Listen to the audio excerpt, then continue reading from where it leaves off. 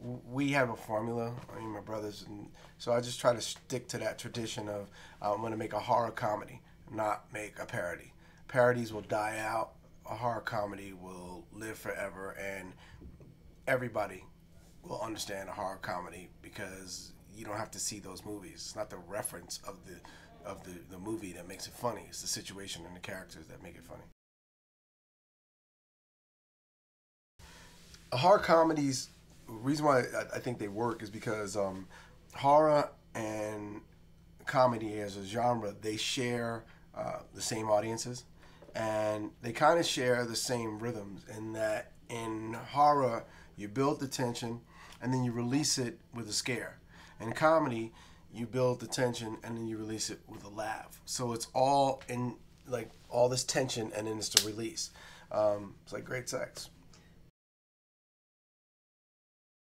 Malcolm is an everyday man. He's just a man that wants to do right by the people that's in his life, and wants to do right by his girlfriend and our kids, and start this makeshift family is something new and different, and he wants to get along with Becky, the teenage daughter, and accept the challenge of being a man and move into this house, and he's just plagued.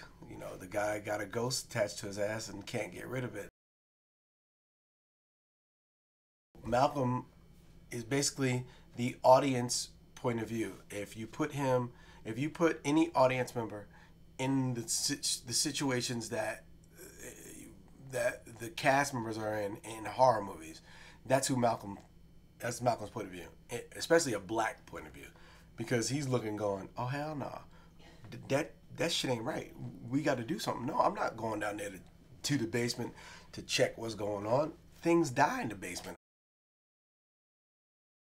We try to diversify it because we're equal opportunity offenders. So I kind of want to hit it from every angle.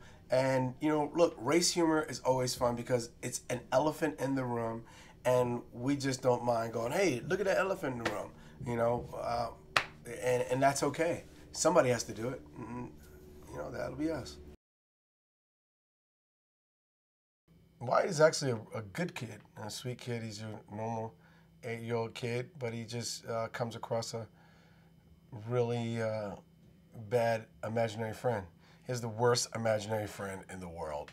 He teaches him how to light fires, how to do drugs, how to do everything an 8-year-old is not supposed to do. He's having a tea party with him with straight vodka. So it's just, we thought the imaginary friend was funny, but what else do you do with the imaginary friend? What do you flip him? And so it was to make him the worst imaginary friend ever. He steals money out of his piggy bank, he's just, and that's what turns Wyatt to kind of down a bad path.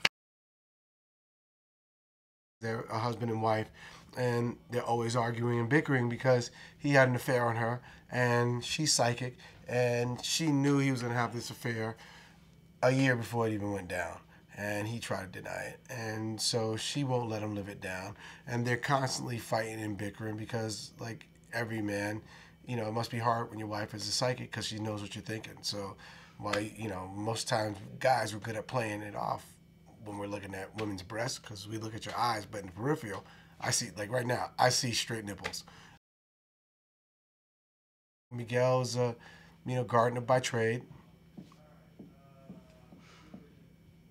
by ethnic default. But he's helpful, and every time he helps me out, things kind of get worse, and he helps me to do what do they call it, a bruja or a seance of some type to help clean the spirit out, and he brings a chicken, and but it's not a regular chicken from like a farm. He brings me a chicken from like a cockfighting ring that his cousin has. So this wild chicken becomes, it's a different, one of the big action sequences in the movie is me fighting a chicken. When you're the actor, the writer, and the producer, it's a lot of hats, to wear, and you have to literally jump in and out of those characters, and sometimes you play them all at the same time, and it's weird and it's hard and it's challenging, but this is the way I want to make movies. I like to make movies that people want to watch a couple of times. Like, I'm not afraid to be a fool. I'm not trying to change the world, man. I'm just trying to change your mood. Come into the movie. I hope you feel better when you leave. There's a lot more gags. There's a lot more set pieces. It's bigger in terms of the energy. I think in terms of the gags, we have more. I think there's the whole thing with the doll from The Conjuring is just absolutely hilarious. The through lines are really funny, and we even call back stuff from the first movie, and I think that was a lot of fun.